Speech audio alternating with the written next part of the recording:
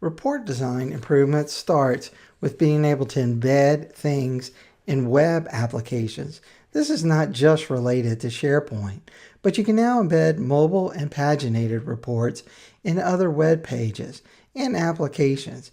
This is done by using an iframe along with the URL plus some parameters. Not only SharePoint, but other web-based applications. No headers or menus from the portal will be shown when embedded in a different application. Just insert that address into the HTML iframe in your web page or application, and then you have an embedded report. The feature works with both mobile and paginated reports, and for the latter, you can specify parameters to change the actual rendering of the report. What you need to do is include in the URL rs:\embed equals true, and this will enable it to run from the report services portal but be interacted within inside of your application. The big deal with this release was paginated reports. Designing beautifully modern paginated reports with new styles include charts, gauges, maps, and other kind of data visualizations that don't easily scroll from page to page. Designing these modern reports is easier than ever with the latest report builder. They've overhauled pretty much all the design styles, including for maps, gauges, charts, other visualizations, and tables and matrices. They now look pretty beautiful now without much effort on the design part. The HTML5 rendering engine is now fully implemented in reporting services. This new engine that targets the modern full web standards and most of the common browsers used today. It no longer relies on some of the Internet Explorer type features that were not in other browsers, but you had to do some tinkering to get them to work in all the browsers. So with HTML5, that's no longer a problem. So this new rendering is really a work in progress, so you might notice some issues with it. But they want your feedback, and if you have problems, just change the compatibility mode to see if it works in a previous version. A big deal is being able to name the tabs in Excel once imported. These properties are really useful with Excel and Excel workbooks and tabs. There's an initialized page, and you put a default name for the worksheet in there. Then when you export the report and use page breaks, the page name property is the different names for each worksheet. And with each new page, you're going to define a break, and then when it's exported to the worksheet, the page name property is going to be the tab. If the page name is blank, it'll use the initial page name, and then all the worksheets in Excel will use that same name and just kind of append some things to the end of it. Between the releases in Visual Studio 2013 and then the fully SP1 of SQL Server 2016, there was a big deal with having to type the DAX into the query builder in a report. But now you can pretty much drag and drop columns to build the DAX expression. This removes the need to use MDX in the query builder, which will help improve the performance of the report. The new tabular in SQL Server 2016 has additional functions that translate well without having to convert from MDX. This is a very welcome improvement because the previous versions forced you to type the DAX. So you did a lot of things in either in a DAX editor or inside a management studio to get something done. The tabular sources are becoming more and more common, and now that development has slowed on cubes, there's an acceleration for using tabular models with SQL Server Analysis Services. Also, Analysis Services is starting to use the new JSON file format to process Analysis Services databases. There's also a new modern dark gray theme. It kind of gives you the office look and feel. That report builder continues to be simpler in the experience, and it's more familiar with your Office Outlook or Microsoft Office Total look and feel. The current version of the report builder still uses like a 2007 theme, and it was due for a refresh. People were really concerned that Microsoft was not going to spend the time in reporting services and was going to concentrate on Power BI. And this change shows that they're still pouring resources into reporting services. So with 2016 SQL Server, you'll find an update version of the report builder, and with this new modern dark gray theme, which you can actually change in the options of Visual Studio when designing reports. You might not recognize that there's a change to that Office 2016 preview or the Power BI desktop, and they're starting to integrate these together for the same look and feel. Let's look at a demonstration of reporting services in SQL Server 2016. First, I'm going to launch Visual Studio, the 2005 shell. This part has the templates from SQL Server Data Tools for all the different business intelligence projects that we'll create, like analysis services, integration services, and reporting services.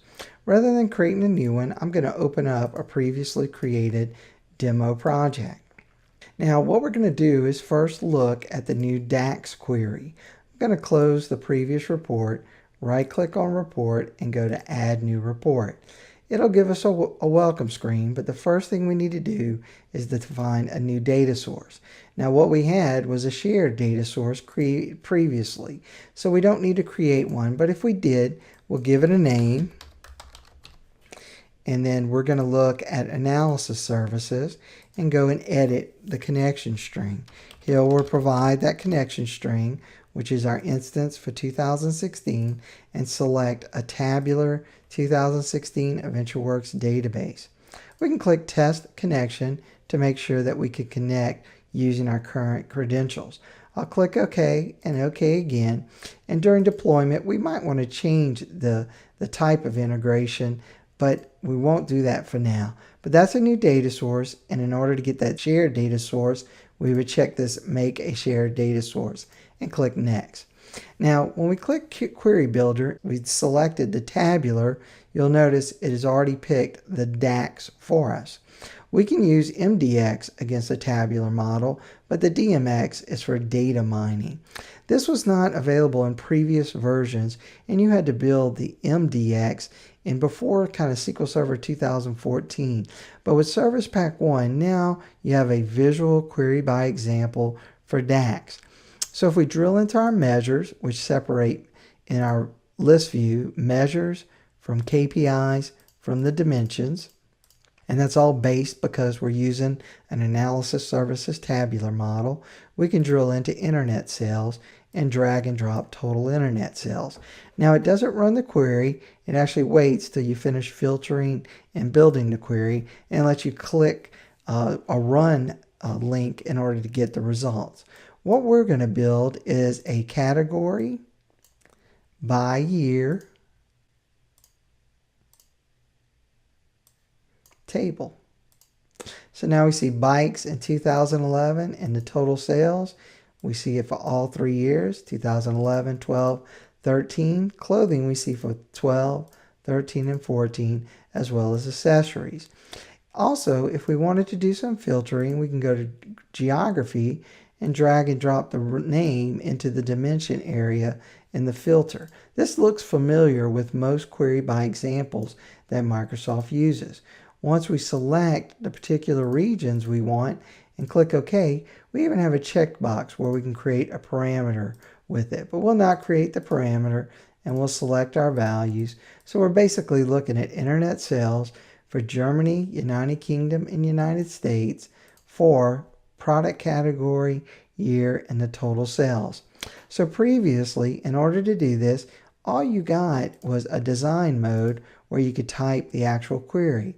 So here we would have to go build something like in Management Studio, copy and paste it in here in order to launch a DAX statement. But that's no longer the case with the new SQL Server 2016 reporting services.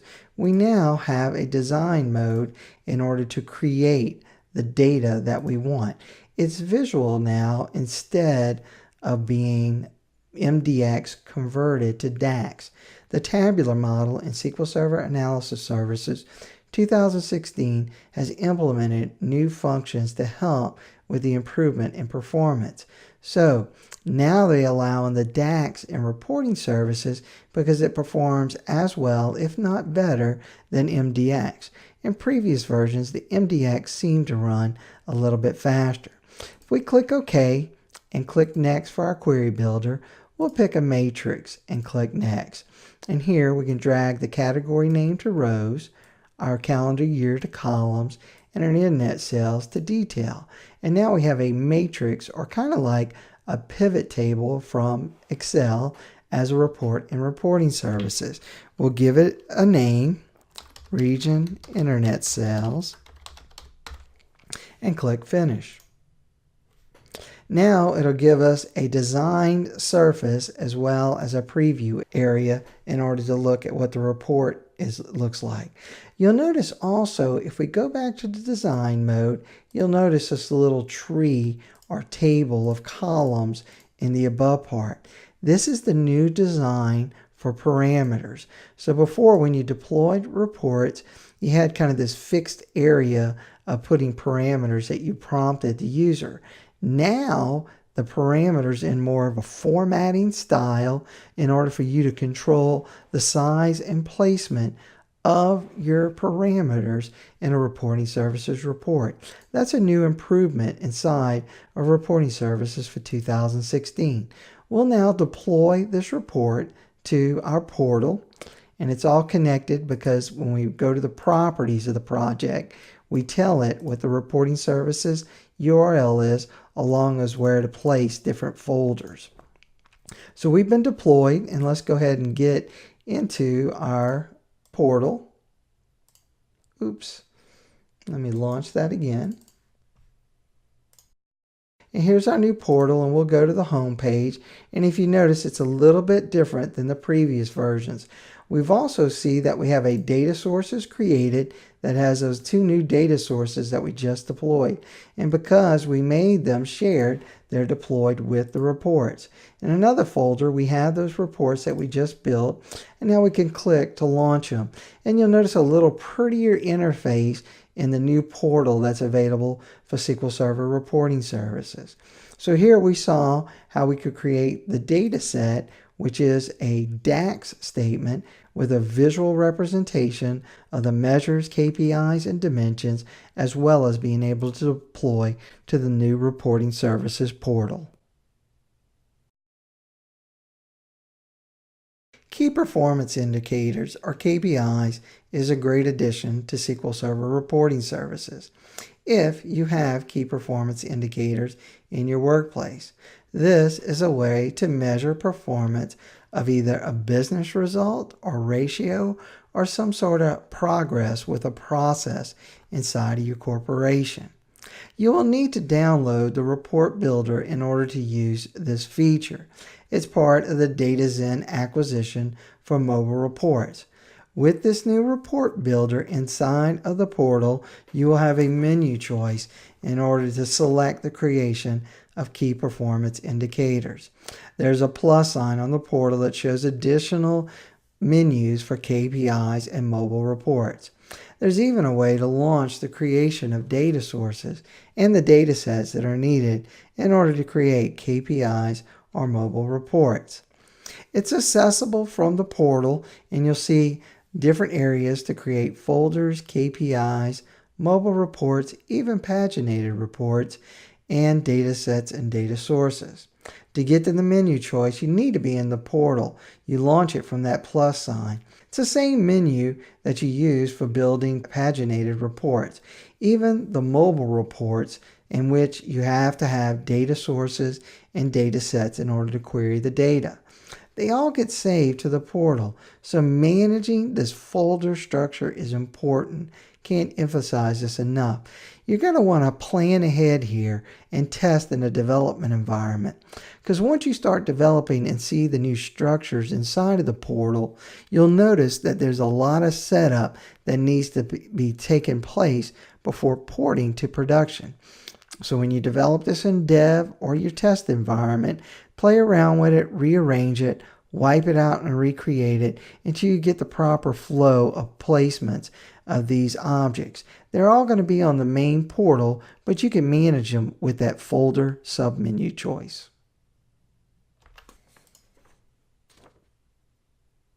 So there is a workflow for creating key performance indicators in SQL Server Reporting Services 2016. The first is a data set, which of course needs a data source. This has to be pre-created with Report Builder. You can launch it from the portal and then save it to the portal, but it's necessary unless you manually enter everything for a KPI, which usually is not the case because you want it dynamic as the data changes in your source system. There's a name and format that is used to create it. The design surface has the prompts for both the name and format of the data.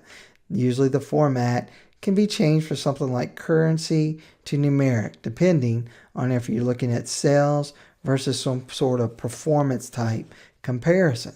The format value is used to change the format of what's being displayed in the value of the KPI. This is the main view of the KPI. If you look in the screen in the middle, there's a preview of what this KPI is going to look like. The value is in the KPI is in the set of data or manually entered. This could be a single sales figure or a single margin or the first row in your data set. With performance, it could be a count or a ratio. The goal can be manually set. This is what's compared to the value to get the different statuses. This derives from a set like performance goals of a salesman. The intersecting values to the goals must be the same of the KPI or it's meaningless. This is used as a comparison to a numeric value, try not to use text, shown as a percent difference. The status is like a red light. Red for bad, yellow for okay, and green for above average. There are other types, and you can use 3 to up to 5 indicators here. This is the numeric value used to determine the KPI tile color. Valid values are 1 for green, 0 for amber, and -1 for red. The trend is harder to obtain but can be in a separate data set. You want to use this with caution. Your comma-separated numerical values can be used for this chart visualization. This can also be set of a column of a data set for values that represent trend. So for instance, your KPI is total sales for 2017, but your trend is each individual month's sale in 2017. If your 2017 data might not be completed, you might show the quarters or months of the previous year. So you create one data set for the value in the KPI, and you create a separate data set for the trend. Mobile reports are new in SQL Server 2016. It was added in 2014 with the acquisition of DataZen and given to enterprise-only customers, just to kind of tease them till they integrated it into reporting services. Mobile reports support different phone devices as well as tablets with the related operating system. These are the common and popular ones on the market today. The publishing can be in Azure or the cloud as well as on-premise. Most shops are still on-premise, but many are transitioning step by step to the cloud. Both versions are not going away anytime soon. 2016 release shows that Microsoft still looks at on-premise as a user, but most first edition changes are seen in the cloud first. So you can crank up an Azure VM and install reporting services to it and still do the mobile reports. It's actually better and more secure because it's in the cloud and is being backed up and secured and encrypted for you already. The publisher, which has to be downloaded and installed, can do most simple aggregations of data, like sums or counts. But you will find most aggregations will be done in T-SQL in a relational database or an OLAP analytical processing database based on measures in cubes, tabular model, and now even Power BI data sources. There is the scenario of calculating the difference needed in the KPI for a graph. This is then used as value or the goal for the KPI range. But again, most calculations are going to be done in T-SQL or the source query. Preparation of the data and formatting is usually 75% of the work needed for most visualization types in reports. You will need good T-SQL developer skills in order to create this, and only the good reports come from good T-SQL, MDX, or DAX data. You might even, if you're not really good at being a developer of these structures, find someone in your department that is good and enlist their help. Mobile reports are formatted to appear on most tablets or smartphones. So, the design service is different than reporting services' normal reports. The normal reports can continue page to page to page and has report header, footer, or page header, footer. But mobile reports have to have a set display of certain width and height. The height can scroll, but most reports are pretty precise.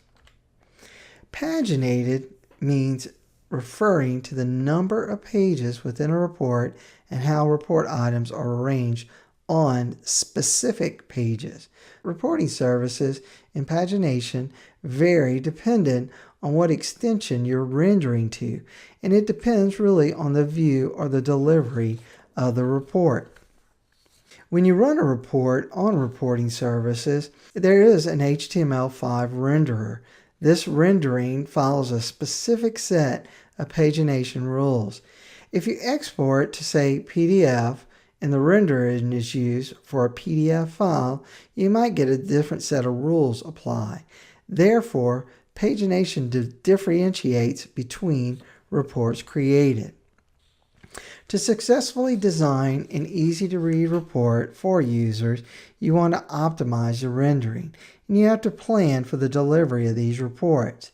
You need to understand their rules and how that pagination exists in there. Of course, the mobile reports are predefined for consistency, and usually the metrics are easily available and simple. You want to design it with that in mind, and you want to extract what's displayed, but you really don't look too much at drill through in a mobile report. It's something short and sweet, but this new reporting services feature can drill through to another report or another URL. Mobile reporting is not a self-service type of business intelligence, nor it is a feature like that. This is really for an analyst or developer in an IT department. Very rarely is it used with analysts outside of IT. Reason being is it's refreshable data. That's one point. This can be scheduled or be part of some T-SQL, MDX, or DAX query used as a source of information. This is not a fixed report output like a PDF file, and it cannot be changed. The report is rendered in the new web portal of Reporting Services 2016. There is a requirement to publish to a portal of reporting services, but the development can be saved as a file. Rendering has to be done through the service. This brings up the concerns of security, and you and the admins need to find this with the business, and it's a very detailed thing because it's something new in SQL Server.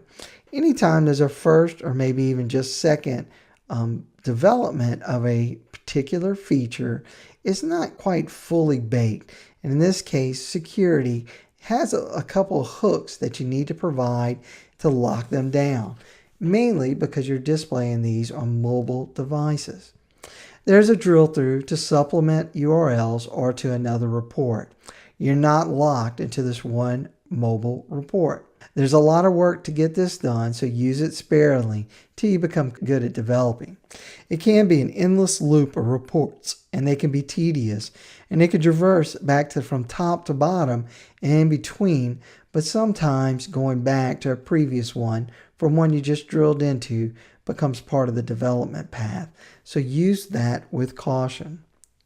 Sharing data with others is great, and some people in business really don't have a lot of time to look and sift through report in line after line after line of data. So mobile reports can provide the graphs or KPIs needed to see the progress or regression of business. And since most phones OS render to tablets, these reports become a favorite for tablet devices as well as the smartphone. There's more requirements for mobile reports. The first is that development has to be installed on Windows 7 or greater as a report builder. This is only going to get more locked down in future versions. The web reporting and design is usually HTML5 now, but the on-premise is not. Currently, you're going to need the Enterprise Edition to support most of these features, but some of the enhancements have become available in Service Pack 1 for SQL Server 2016 Standard Edition. So always check the feature comparison site from Microsoft to understand what's available in this version, say Standard versus Enterprise. The data sources, as mentioned above, have come from the portal. So you'll be spending a lot of time there and have to organize the data sources as well as data sets in folders on the portal site. Before long, the main screen will get cluttered. You do need to attend to this during your report creation. Security is a big deal, and it is managed inside the portal. So it is confined to one place. And if you're familiar with previous versions of reporting services, the security is going to be no different, so you really don't have to learn anything new. The download for the publishing app is displayed here on the screen. It doesn't take long to install, but it is required for publishing and designing mobile reports. Since this is the first release from the acquisition of DataZen, probably this will change in future releases, maybe even in SQL Server 2017, which has just been recently named 2017 instead of vNext. So look for SQL Server changes in the new release of SQL Server. So now we're going to look at some of the new features of this mobile report. First is the application that you have to download. Here at the Microsoft site, we'll see Microsoft SQL Server Mobile Reporting Publisher. We need to click download. After download, we probably need to run as an administrator. After that happens, we can go to our reporting services portal. Here under new, in order to create a KPI or mobile report, we'll first have to click create a data source. In the data source, we give it a name and a description, and we tell it what we want to connect to. Here, we're going to do first SQL Server. And in the connection string, you're going to need to know how to name this. For a relational database, you type server plus your instance name. With a semicolon, then you add database equals the name of the database. After you type all that in, there is a credentials area that you can tell it how to use the credentials and a test connection. Here we see that the connected tested successfully, and we'll go ahead and create it. Now to do it for tabular, we'll have to do something a little different. And instead of the connection type being SQL Server, we'll say analysis services. Here you have data source equals the name of the instance, semicolon, and then catalog equals the AdventureWorks DW tabular 16 database. Again, we're able to test the connection to make sure it successfully connects and then create. The next step is creating the data set. So we'll go to Dataset, and it's going to want to open the Reporting Services report service. So here we're going to actually see that new design. Here it's going to prompt us for one already created, but I'm going to go ahead and first click Browse Other Data Sources, and I can see the data sources created in that particular reporting services. I can select one and put Create, and then it's going to create me that query by design that we saw in the normal SQL Server report builder. This is the external one that we downloaded, but here again we can go to the measures, then we could go to the dimensions. This time we'll pick maybe county name, and then we'll do just a particular date, and we'll put the year and just make it one particular year. And there's our data. So now that we've created that, we can actually run it and get the data set. Now what I'm going to do is I'm going to go ahead and remove the county region just to get a total sales for my KPI. I'm going to save this, and this is going to be the KPI start. And then what I'm going to do is go ahead and create a new one with the drillable into the months. And that'll be my trend. And I'll go to File, Save As, and say KPI Trend. And now I have two new data sources. So I'm going to select it and then actually get inside of my report builder. Here you'll see the new look and feel with that dark gray theme, which it was mentioned in a previous slide. So now that we've got that created, we can go to New and to KPI. Here we can do an internet sales, say for 2017, and go to that Get Data Set. When we go grab that data set, we can go get that KPI start. Then if we scroll down a little bit further after we select the column, we can then get to that trend where we can pick a different data set. And this one's going to be our trend, and we're going to select the column for internet sales. Now what you'll notice is up on top, it's now shown us a preview of that particular thing. We can set manually some sort of goal, say 2 million, and that's now our KPI. The same area we can go to create a new mobile report. When we create the new mobile report, it has a design surface a little bit different than what we're used to. Here we can drag a gauge and then stretch it across multiple little matrix diagrams. We can put a dollar up here as well as some sort of graph. And here, because it's a mobile report, it's going to be stretched across many things. We can look at the data, and then we could even go to a preview of the particular report. And this is how it's going to look on your mobile device. So in this case, we've created a mobile device report, a KPI, and we even created the data source and data set. And if you also notice that the portal has been refreshed, but it is kind of junked up. So you got to watch when creating this if you need to put it in different folders or a different structure. Like when you deploy a report, it actually creates a folder for demo to, and then you can drill into the details. The new reporting services in SQL Server 2016 has a new portal. It's available to all editions. This is an updated modern portal. It incorporates paginated reports, Excel, Power BI, desktop files, as well as mobile reports and KPIs. The portal replaces the report manager in previous versions of SQL Server. It can be downloaded for publishing and building report builder reports from the web portal itself. It's an implementation of what Microsoft calls click once technology. You can upgrade from a previous version, and the components and instances that are previously installed will be converted. It's commonly called in-place upgrade. This upgrade to the edition does not support the only one mode of SQL Server, and that's the native For example, you can upgrade the native mode, but you can't the SharePoint mode or report services.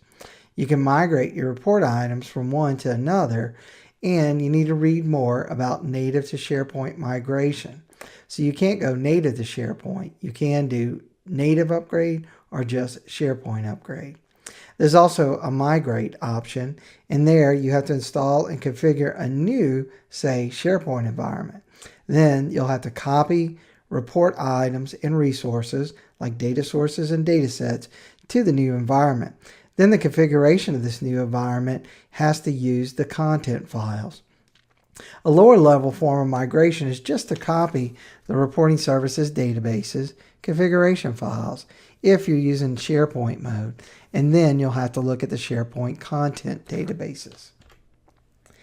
To create mobile reports, you're going to need to download and install the Mobile Report Publisher. Another real nice feature of the web portal is custom branding. You can now customize your web portal with your organization's logo, and then you can even build a pack of colors to use with different types of objects. You can alter the appearance of the portal, branding it to your style of business. This is done through a package, but the package has to be designed outside of SQL Server and text files. You might need some sort of cascading style sheets knowledge in order to create it. That new zip file to use the custom branding contains 3 files. The name of the file does not matter, but inside the zip file itself, for the branding of your reporting services portal, must have these 3 items. The first one is the color JSON, then the metadata XML, and then the logo PGN. The files must have the names listed that I just mentioned. The zip file, however, can be named any way you'd like. The metadata XML file is where you set the name of the brand package. It has a reference to the entry for your color JSON and your logo PNG files. You need to go into reporting services, change the settings in order to use this new zip file. The color JSON needs a little work. So when you brand a package, when you upload it, it needs this appropriate name value pairs from the color JSON files. It merges with this master LESS style sheet. It's actually called brand.less. That file is processed and results in a CSS style file that's served to the clients. The colors in the style sheet follow 6-character hexadecimal representation of the color. The less style sheet, though, contains blocks. It references these less variables like the following. While the resemblance of the CSS syntax, color values, and the prefix with the @ symbol are less unique to this less file. The whole variable values are set by this JSON file. An optional include logo picture in your brand package will change the display on the top from reporting services to this logo.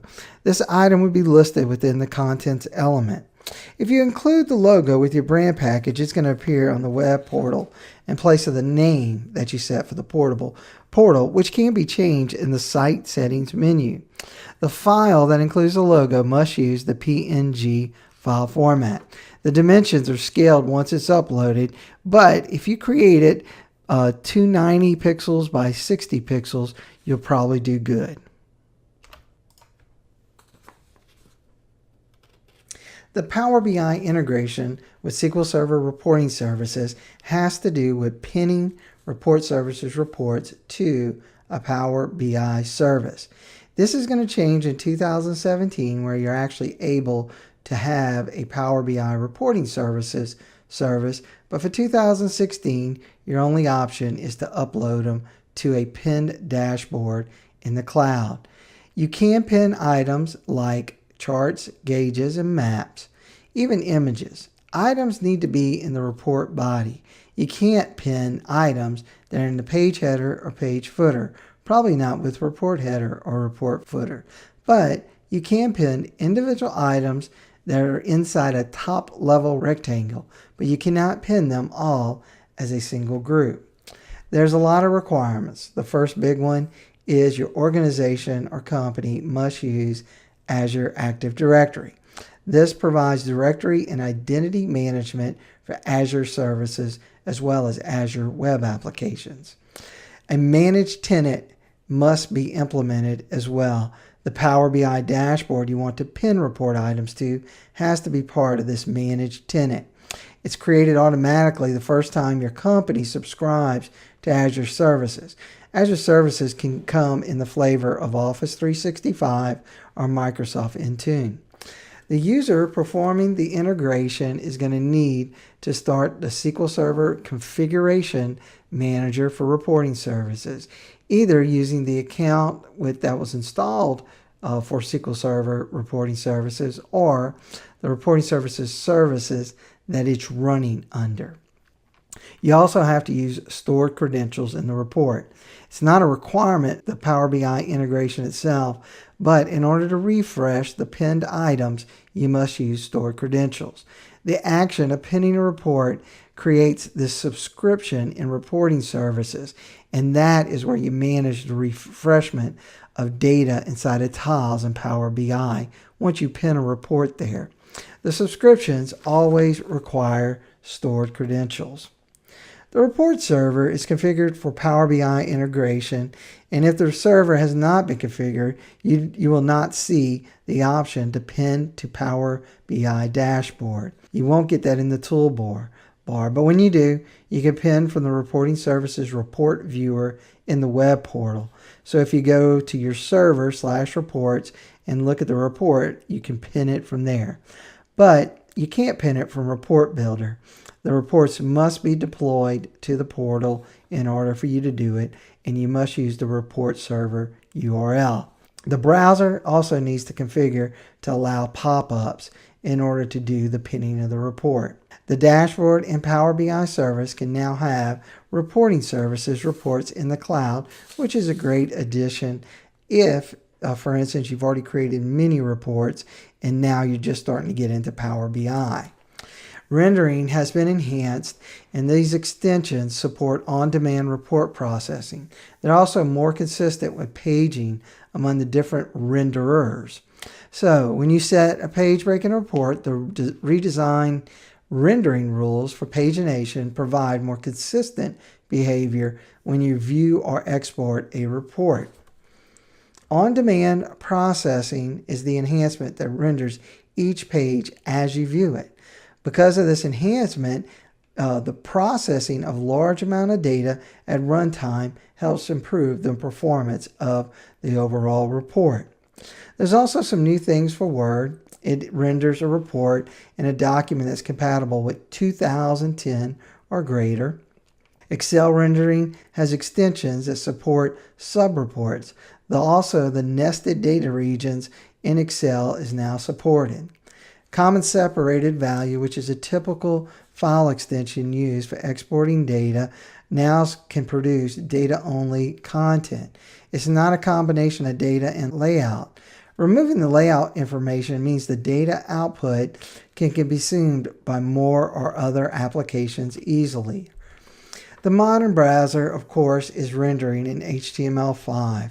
At the time of HTML rendering, Internet Explorer and Netscape Navigator were the dominant browsers, but it had its quirks trying to export to the different types of browser. So the web's come a long way, and since this, modern browsers now optimize on standards.